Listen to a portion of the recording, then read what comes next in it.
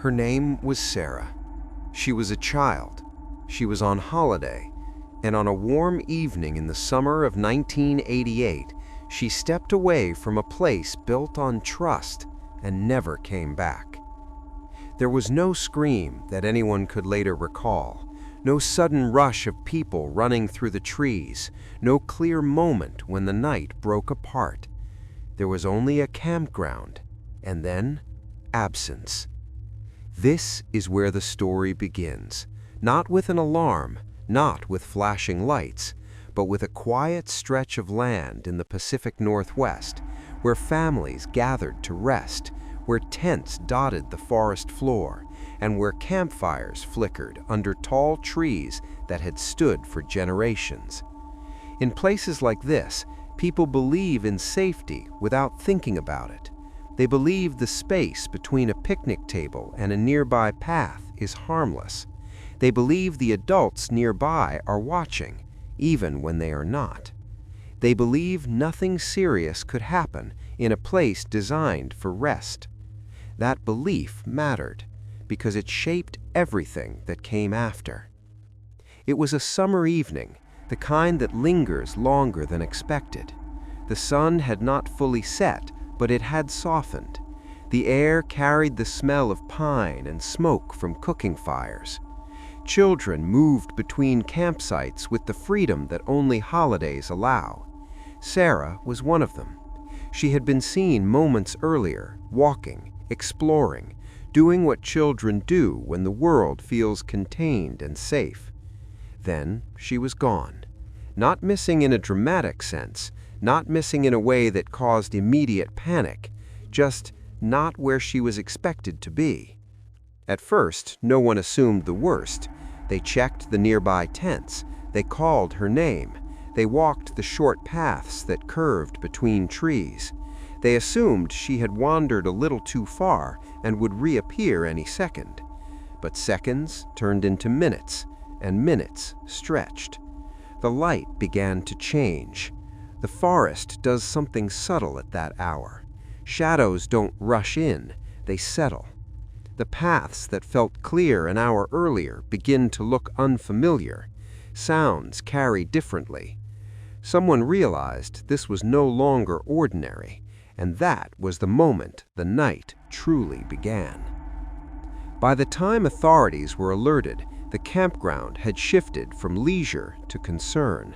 Flashlights appeared, radios crackled, voices lowered. Searches began where they always do, nearby, footpaths, restroom buildings, edges of the clearing. The idea that Sarah could have simply walked out of the campground felt unlikely.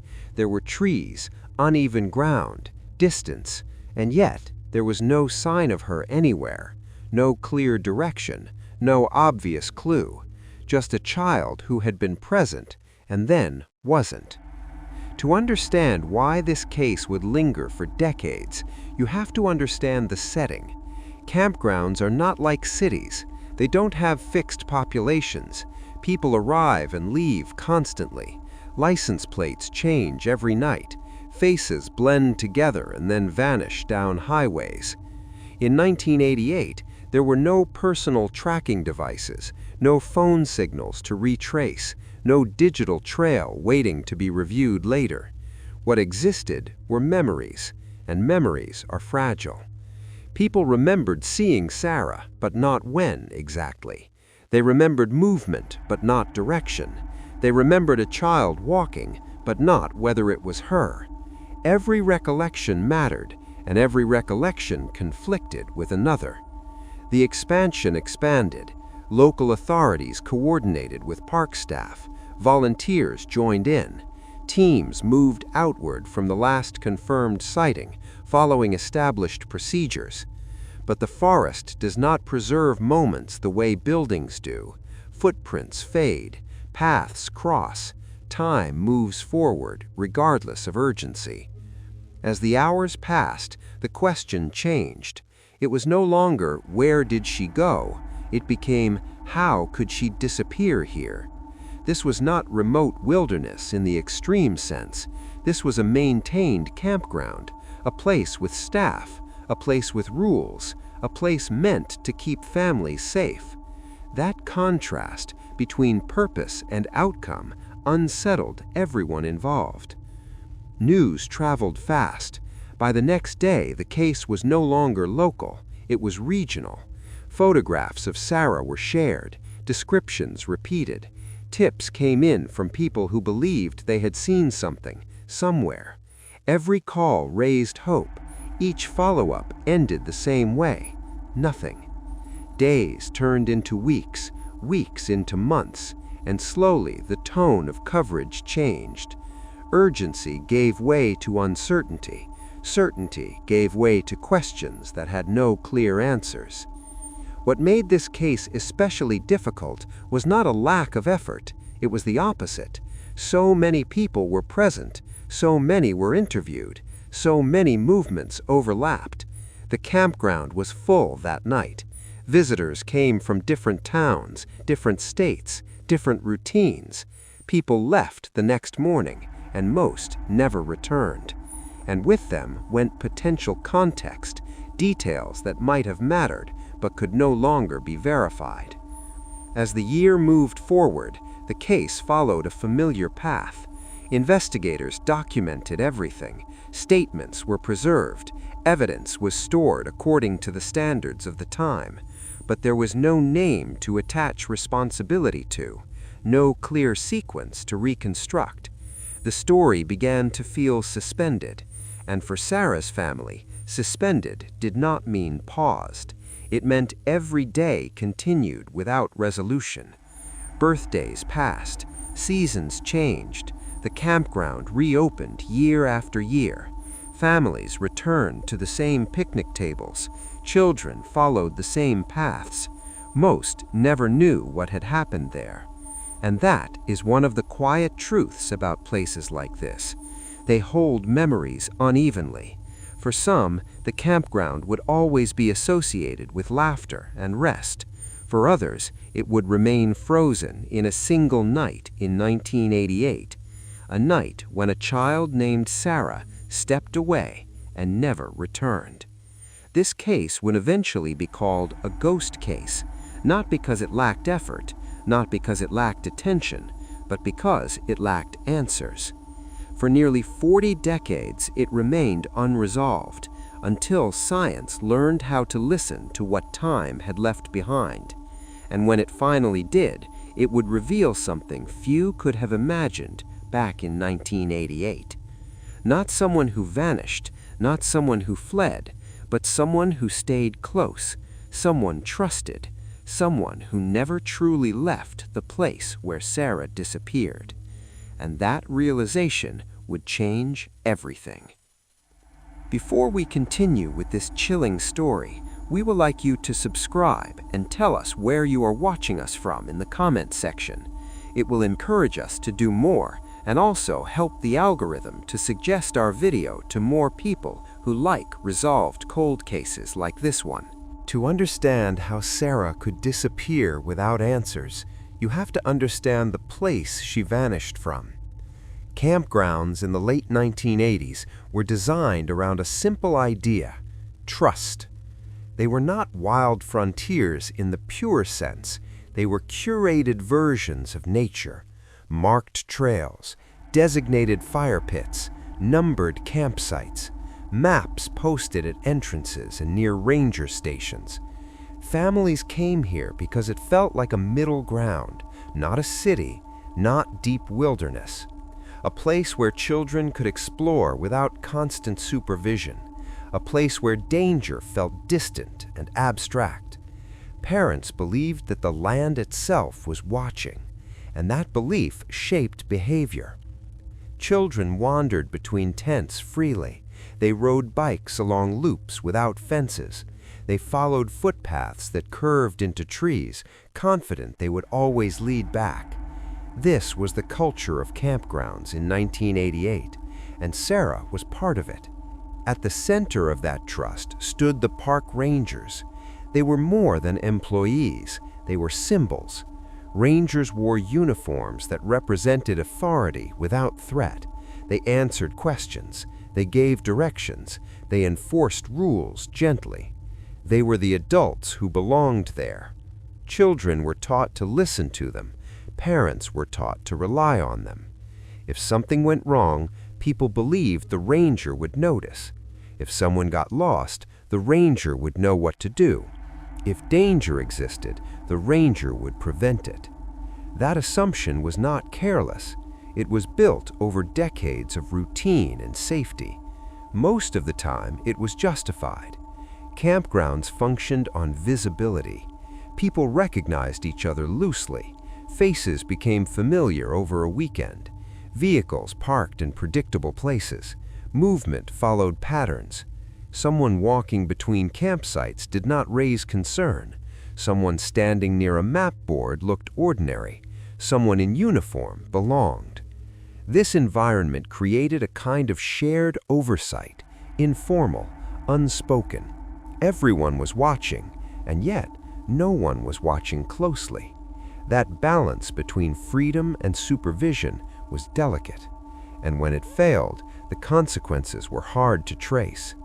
The campground where Sarah disappeared had limited access points. This detail would later become important. There were only a few roads in and out. Vehicles passed ranger stations or entrance points. The assumption was simple. Nothing major could happen without being noticed. But assumptions don't record evidence. Visitors arrived at all hours. Some stayed one night, some stayed a week, some arrived after dark. In the summer season, the campground population shifted constantly. People packed up and left every morning. New tents appeared by afternoon. By the time investigators began formal interviews, many people who had been present were already gone back to other states, gone back to normal life, and with them went details that might have mattered. The open wilderness surrounding the campground created another challenge. Forests don't preserve moments neatly. Paths split and reconnect. Ground cover shifts. Footprints disappear. Searchers did what they could.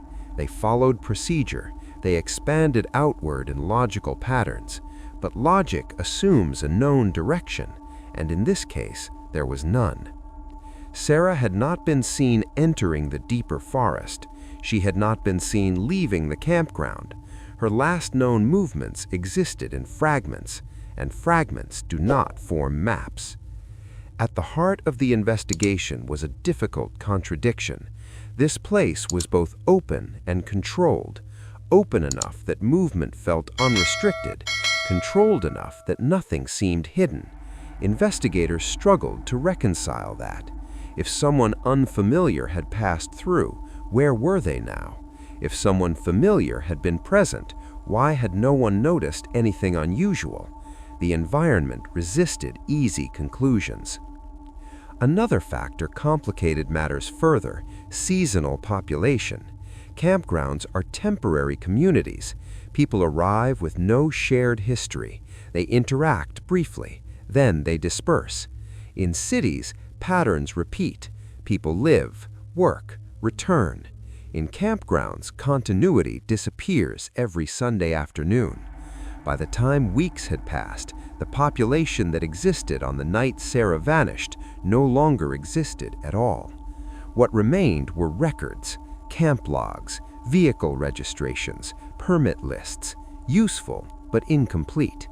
Investigators also had to work within the limits of the era. In 1988, technology did not preserve presence the way it does today. No cameras tracking every entrance, no digital timelines, no automated records of movement. What existed were handwritten logs and human memory, and memory changes with time. People wanted to help. They believed their recollections were accurate, but accuracy fades quietly. A detail remembered confidently one week can shift a month later, and as time passed, certainty dissolved into possibility. The ranger station itself became a focal point. Maps were reviewed, staff schedules examined, routine activities documented. Rangers were interviewed like everyone else. They described the night as calm, normal, unremarkable. No reports of disturbance, no unusual encounters logged. From an investigative standpoint, this was both reassuring and troubling. Reassuring because nothing obvious had been missed, troubling because nothing obvious existed to follow. The trust placed in the environment now worked against the search. Because people trusted the setting, they questioned their own instincts. Someone might have seen Sarah walking and thought nothing of it. Someone might have noticed an adult nearby and assumed it was appropriate. No one felt urgency in the moment, and urgency once lost cannot be recreated. As days passed, the search continued. Helicopters, volunteers, ground teams. The forest gave back nothing. No items, no signs, no clear direction. What remained was absence, and absence is the hardest thing to explain. For Sarah's family, the campground became something else entirely. It was no longer a place of rest. It was the last known location of their child. Every tree became a question, every path a possibility. They returned again and again, in thought, in memory, in hope. While others moved on, they stayed anchored to that night. The investigation, meanwhile, began to change shape, from active search to documentation, from movement to record-keeping.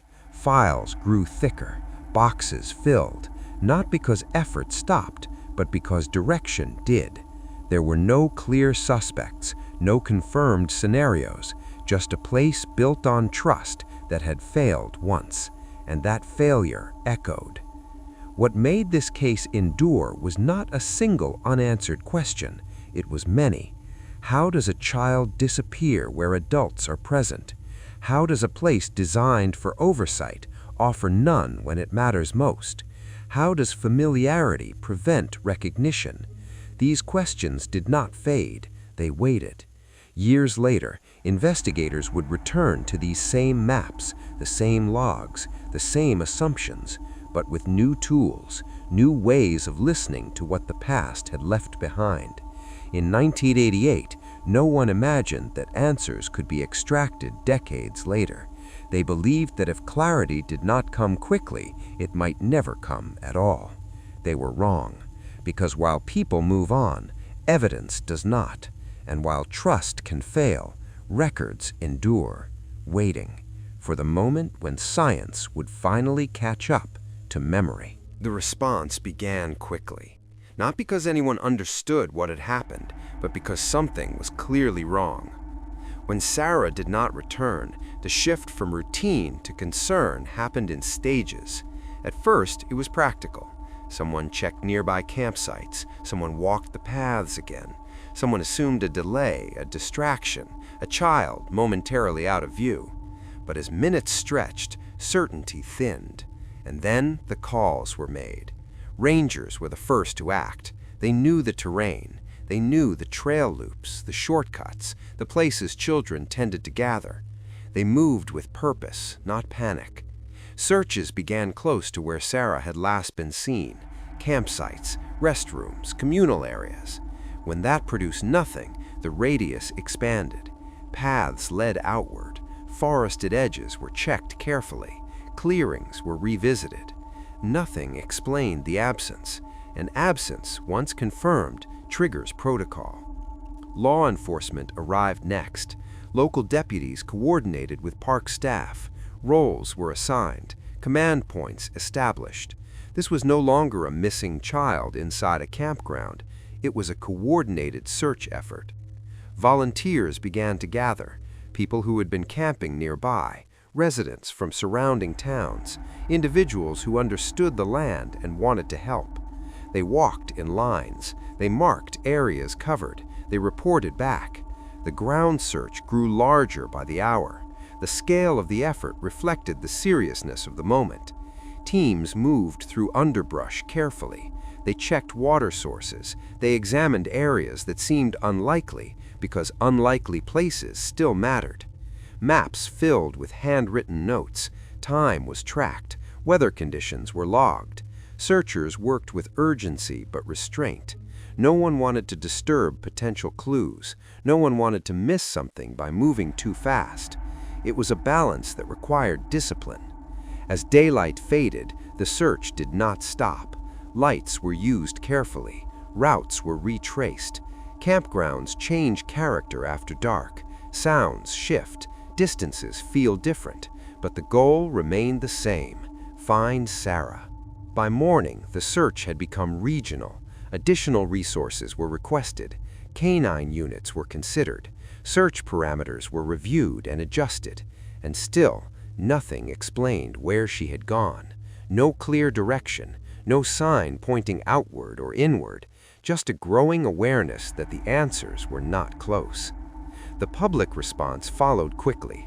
Local media picked up the story, then regional outlets. Sarah's name appeared in headlines. Her photograph was shared. Flyers were printed and distributed. Phone numbers were published. Hotlines established.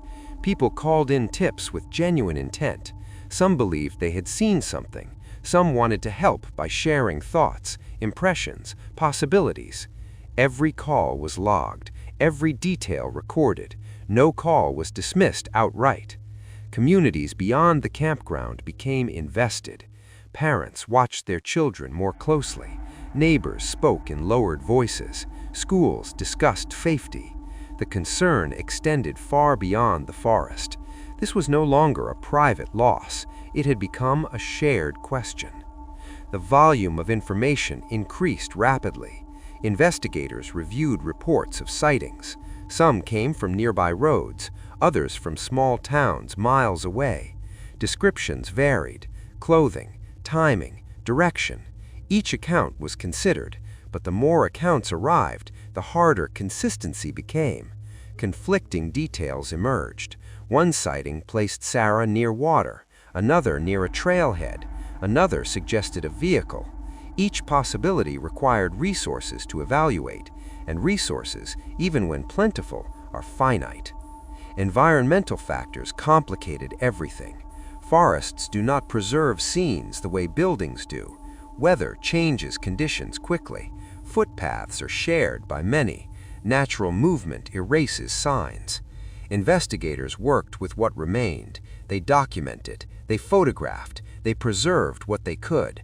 But time moved forward regardless, and with time, clarity faded. Forensic science in the late 1980s offered limited options. There were no databases to search broadly, no rapid methods to identify unknown samples. Evidence, if collected, required context to be useful, and in this case, context was missing. No confirmed location, no confirmed timeline beyond the last known moment.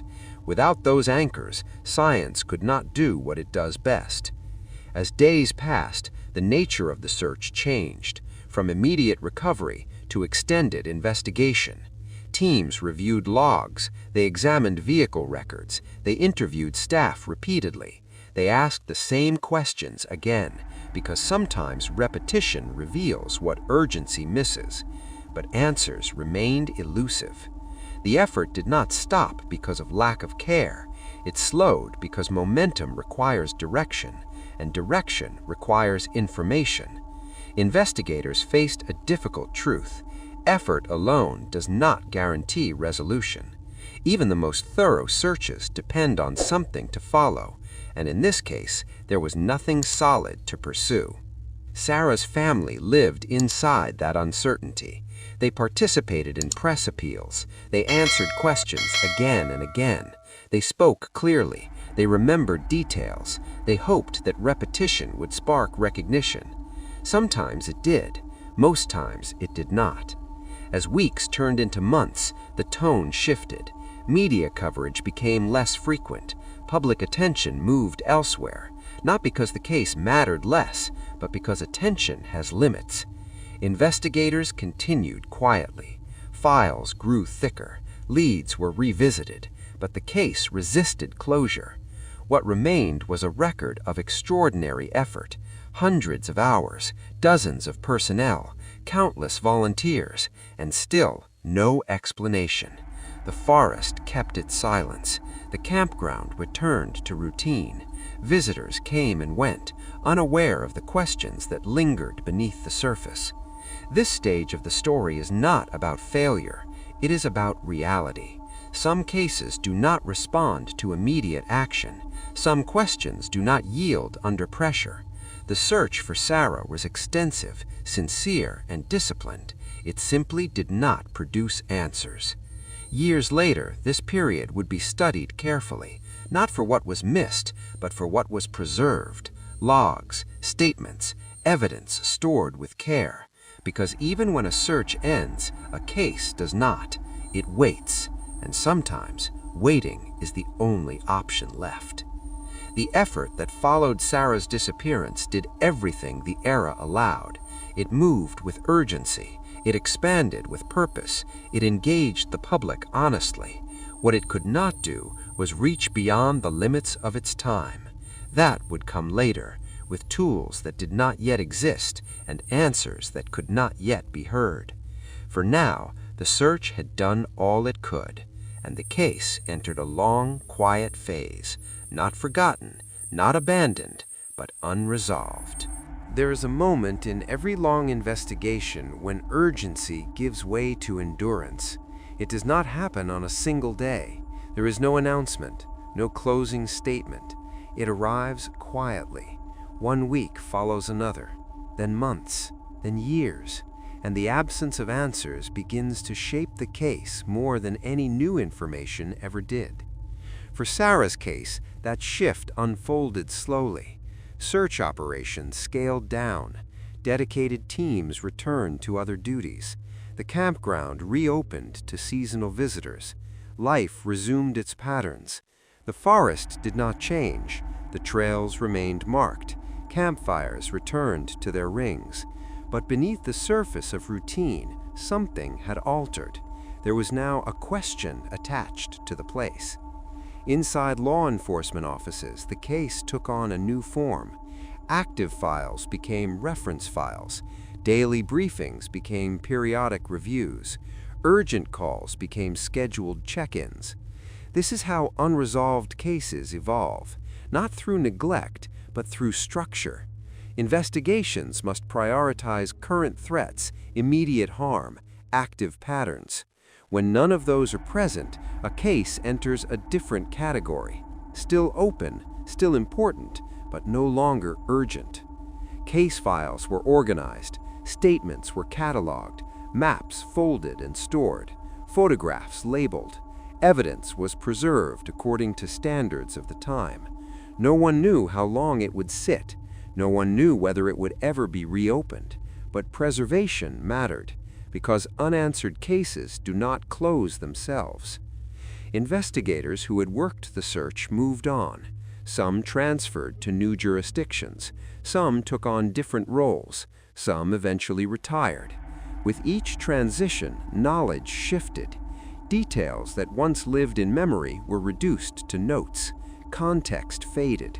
What had felt obvious in 1988 required explanation years later. New investigators, when assigned, read the file. They absorbed timelines. They studied maps. They reviewed interview summaries. They asked careful questions. And then they reached the same point their predecessors had reached. No new direction, no clear path forward. This is how a case becomes what officers sometimes call a ghost case, not because it disappears, but because it lingers without form. It exists in records. It appears in training examples. It is referenced in conversations about unresolved work, but it no longer moves. Outside institutional walls, time passed differently. The community adapted. New families arrived. Children grew older. Local routines changed. For many, Sarah's disappearance became something remembered vaguely, a story told occasionally, a warning referenced in passing. The campground earned a quiet reputation, not fear, but caution. For Sarah's family, adaptation was not an option. Time did not soften the question. Every year added distance from answers, not clarity. They marked birthdays without certainty. They lived with two versions of reality, one where hope existed, one where it was difficult to sustain. Neither version offered resolution. They learned how cases fade publicly, how phone calls slow, how media attention wanes, how anniversaries pass without mention. They also learned how cases persist privately, in memory, in imagination, in unanswered questions that do not age. Within the system, the case remained classified as open, but open does not always mean active. Files were stored in controlled environments, boxes labeled clearly, shelves arranged by year. Dust settled, not as a symbol of neglect, but of time. Storage rooms tell quiet stories, rows of files, names typed on aging folders, dates that no longer feel recent. Each box represents effort, hours of work, people who cared deeply, questions that resisted answers. Sarah's case was one of them. Occasionally, something would prompt a review, a new tip, a new technology mentioned in training, a cold case initiative announced. Investigators would retrieve the file. They would read it again. They would hope that distance had revealed something previously unseen. Most times, it did not. Witnesses aged. Some moved away. Some forgot details. Some passed on. Memories that once felt vivid softened. Certainty became approximation. Investigators understand this limitation well. Human memory is not static. It reshapes itself over time. This made reopening the case increasingly difficult, not impossible, but challenging. Every year without movement increased reliance on physical evidence, and physical evidence, while preserved, waits for tools to catch up. In the meantime, the campground entered new seasons. Winters emptied it. Snow settled over cabins. Paths went unused. Ranger stations stood quiet. In those months, the absence felt heavier. A place designed for gathering stood still. During summers, life returned. Families arrived. Children played. Campfires burned again. Most visitors knew nothing of the past. Some sensed history without knowing details. Places remember in ways people don't always notice. Institutionally, the case became part of training discussions, examples of thorough searches, examples of limitations. Recruits learned how much had been done and how little had been resolved. It was a reminder that even well-run investigations face boundaries. Sarah's name remained in the system, entered into missing persons records, referenced in periodic audits. She was not removed. She was not forgotten. She was waiting. This stage of the story is not dramatic. It does not involve new clues or sudden turns. It is about endurance, about how unanswered questions persist inside structures built to pursue answers, about how systems hold space for uncertainty. Families of unresolved cases describe this period as the hardest, not the initial shock, not the immediate search, but the long middle, when attention fades and life continues around an unanswered absence. For investigators, this phase carries its own weight. They know the case remains open. They know someone still waits, but without new information, action pauses, not from indifference, but from reality. The file sits, the name remains, the question holds, and the forest continues to grow. This is what it means for a case to become a ghost, not gone, not closed, but present in a different way, waiting for something that has not yet arrived, waiting for science to move forward, waiting for memory to be extended by method, waiting for time to reveal what it once concealed. Years later, when that waiting ends, it will seem sudden, a decision, a review, a new approach, but it will not be sudden at all. It will be the result of decades of preservation, of files kept intact, of evidence stored carefully, of a system that did not erase what it could not solve. For now, the case remains in its quiet phase, held by shelves, remembered by family, acknowledged by records. A question without an answer, a name without certainty, a story paused, not finished. And somewhere in that stillness, the future begins to shape, quietly, patiently, waiting for the moment when waiting is no longer necessary. Time has a way of smoothing the edges of daily life. What once feels temporary becomes permanent through repetition. Streets become familiar, faces become background. Movements repeat until they no longer register as noteworthy. Around Heathrow, life continued. The airport expanded, adapted, modernized. Terminals changed shape. Security procedures evolved. Traffic patterns shifted, then settled again. But one constant remained: movement. Vehicles flowed in and out every hour of every day. Among them were delivery vans. They followed predictable routes. They stopped briefly, then moved on. They blended seamlessly into the rhythm of the area. Drivers became part of the landscape. They were seen, but not noticed.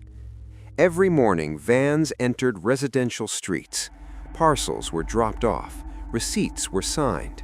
A wave, a nod, a brief exchange of words, then the engine started again. This routine repeated itself day after day, week after week, year after year. And because it was routine, it invited no scrutiny. There is comfort in familiarity. Communities rely on it. Familiarity creates a sense of safety, of order. When something appears ordinary, it stops being questioned. That is how routine shields presence. A delivery driver driving the same roads does not raise alarms. Passing the same buildings does not draw attention. Stopping at the same junctions becomes invisible through repetition. Even the police station was simply another landmark along the route. A building passed without thought, a structure absorbed into the map of daily movement. For decades, this pattern held.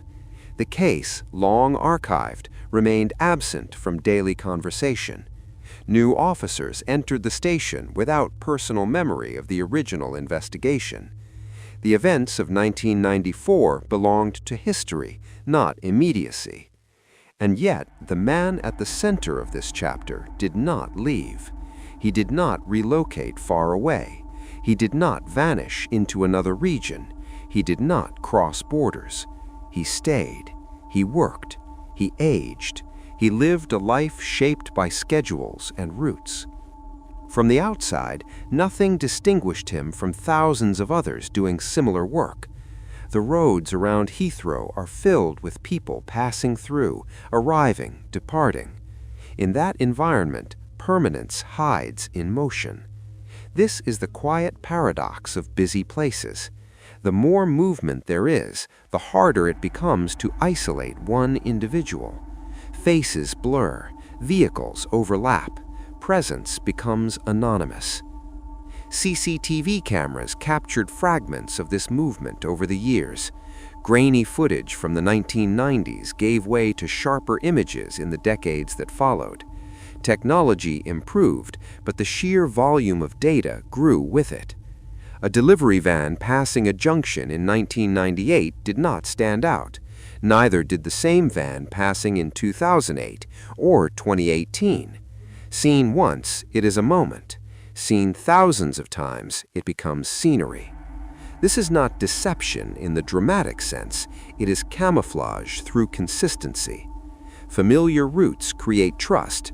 Familiar faces invite assumptions. People assume what they see every day is known, understood, and accounted for. That assumption is powerful. It shapes how communities perceive risk. It shapes how memory works. It shapes what is questioned and what is ignored.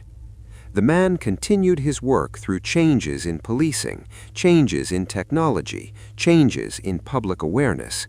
New initiatives came and went. Cold case units were formed. Advances in science were discussed. Appeals were revisited briefly, then set aside again.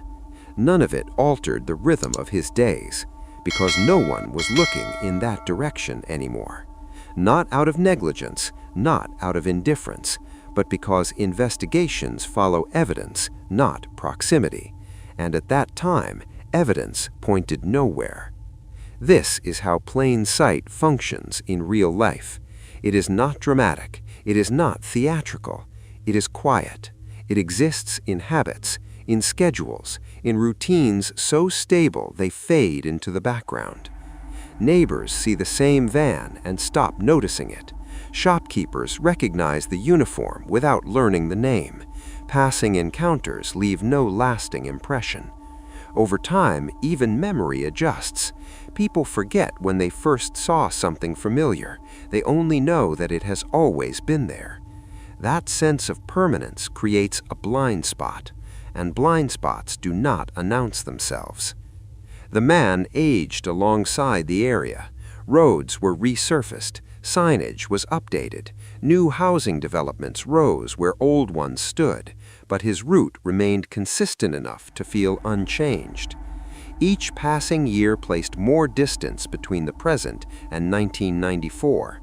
For most people, that distance was emotional as well as temporal. But for the case, time was suspended.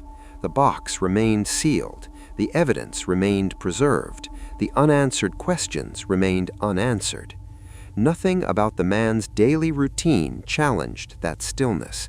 There were no sudden changes, no disruptions, no moments that demanded attention. Invisibility through normalcy is one of the most overlooked aspects of long-term investigations. It does not rely on isolation. It relies on blending. The man was not hidden. He was present, and presence, when repeated often enough, becomes invisible. As decades passed, the idea that answers might be found nearby faded further from consideration. Attention shifted outward, to databases, to unknown individuals, to distant possibilities. Meanwhile, the familiar remained unexamined. This is not a failure of observation, it is a consequence of scale. In an environment as busy and complex as the Heathrow corridor, individual stories are easily absorbed into the flow of daily life. Traffic moves, people work, days pass, the past feels far away. But time does not erase proximity, it only masks it. And while the world changed around him, the man who never left continued along the same roads, past the same buildings, through the same intersections, including the one that housed the very institution that once searched for answers. Not as a symbol, not as a statement, simply as part of his route.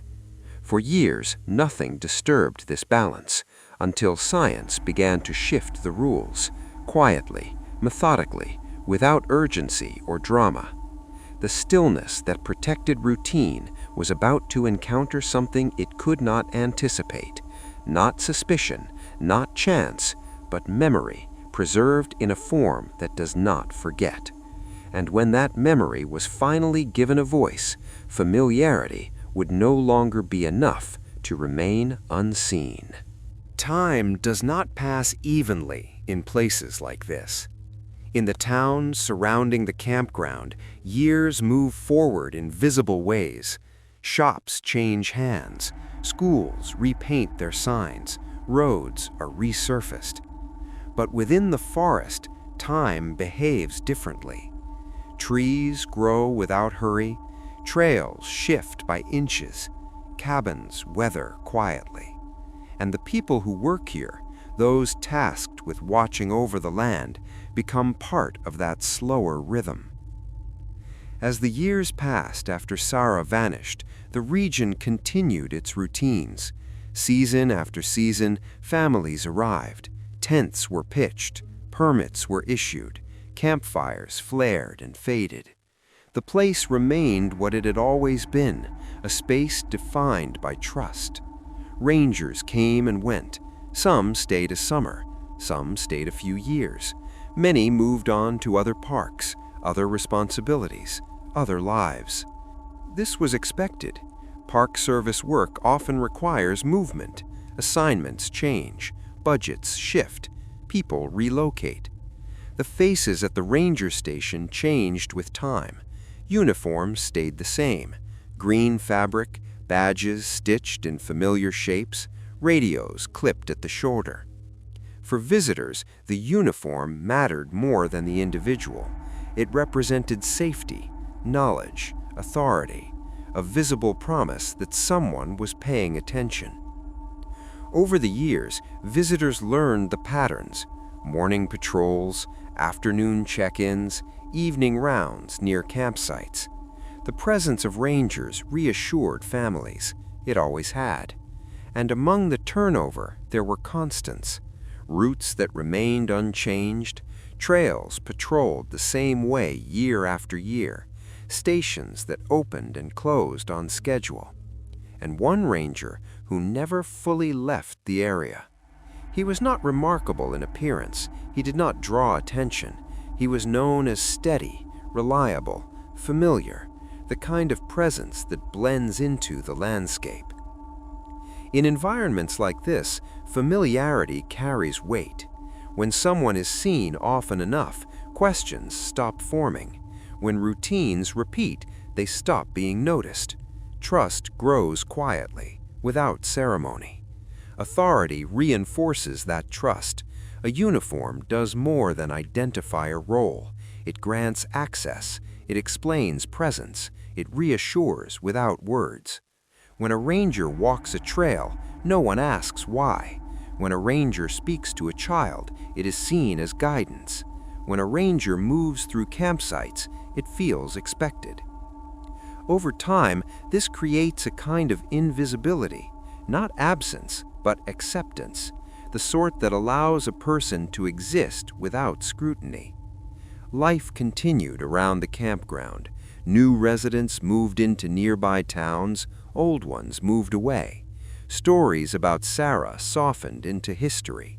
For many, her name was no longer part of daily conversation, but the systems around her disappearance remained, quietly. Records stayed intact, the case was still open, but it no longer shaped how people moved through the forest. The trails did not carry warnings, the ranger station did not carry signs. Normalcy returned. For those who worked the land, the job was steady: maintenance, patrols, visitor assistance. The work did not change much year to year, and for one ranger, neither did the location. Staying in one place can seem unremarkable.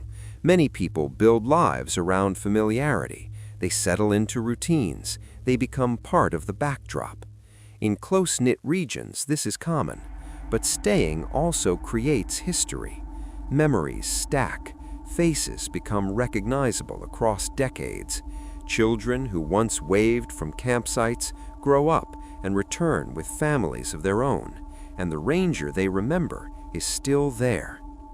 This continuity builds confidence. If someone has been present this long, the thinking goes, they must be dependable.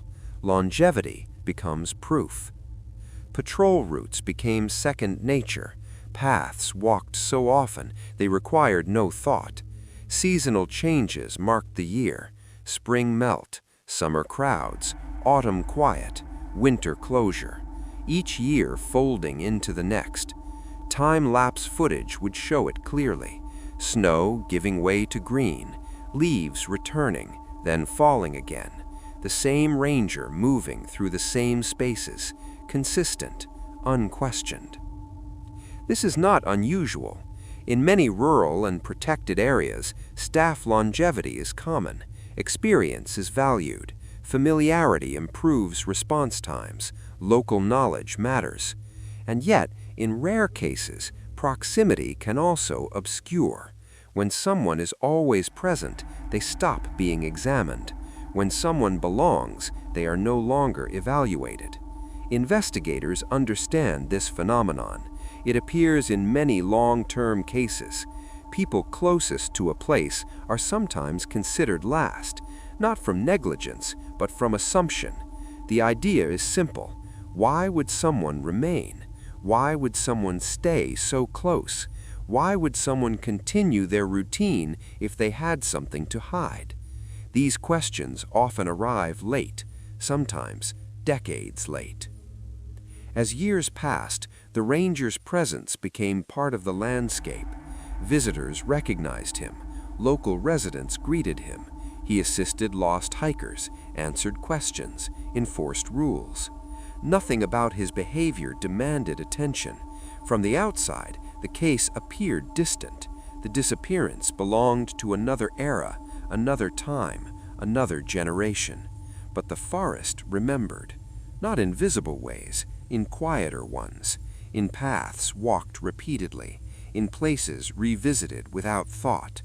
Meanwhile, investigative techniques evolved, slowly, quietly, at first far away from this place, in laboratories, in academic papers, in conferences attended by specialists.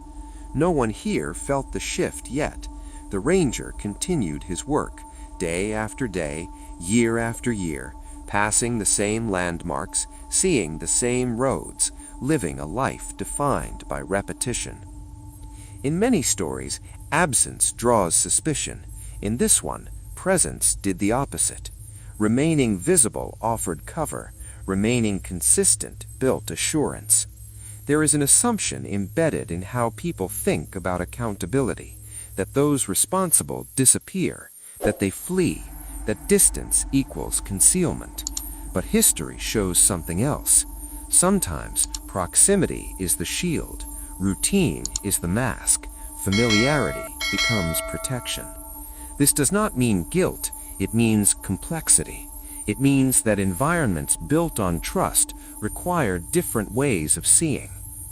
For decades, no one had reason to look closely. There were no new leads, no new evidence, no trigger to re-examine the familiar. And so the ranger stayed, not hiding, not standing out, simply continuing. Seasons turned. The campground changed subtly. Facilities were updated. Policies evolved.